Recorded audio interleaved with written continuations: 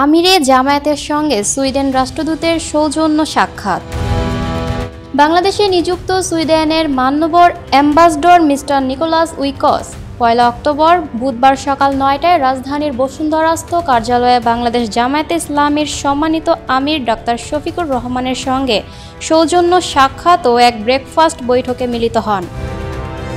Mister ambassador শুরুতেই আমিরের Jamaat doctor Shafiqur রহমানের স্বাস্থ্যের খোঁজ খবর নেন এবং পরিপূর্ণ আরোগ্য কামনা করেন। বৈঠকটি অত্যন্ত আন্তরিকতা ও হৃদ্যতাপূর্ণ পরিবেশে অনুষ্ঠিত হয়েছে। বৈঠকে তারা বাংলাদেশের বিরাজমান সার্বিক পরিস্থিতি, বাংলাদেশ ও সুইডেনের দ্বিপক্ষীয় সম্পর্ক ও বিনিয়োগ এবং আন্তর্জাতিক সম্পর্ক সহ স্বার্থ সংশ্লিষ্ট বিষয় নিয়ে আলোচনা হয়।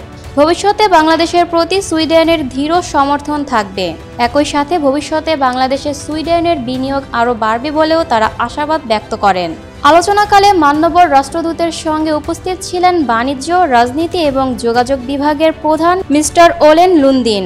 আমিরে জামায়াতের সঙ্গে উপস্থিত ছিলেন সংগঠনের সেক্রেটারি জেনারেল ও সাবেক এমপি অধ্যাপক মিয়া গোলাম পরোয়ার, সহকারী সেক্রেটারি জেনারেল এবং কেন্দ্রীয় প্রচার ও মিডিয়া বিভাগের প্রধান অ্যাডভোকেট এহসানুল মাহবুব জুবায়ের, কেন্দ্রীয় নির্বাহী পরিষদ সদস্য জনাব মোবারক হোসাইন, আমিরে জামায়াতের পররাষ্ট্র বিষয়ক উপদেষ্টা প্রফেসর ডক্টর মাহমুদুল হাসান, ঢাকা মহানগরী উত্তরের মেডিকেল থানা আমির ডক্টর এস.এম. খালিদুজ্জামান এবং নর্থ সাউথ ইউনিভার্সিটির অধ্যাপক জনাব রাশেদুল ইসলাম।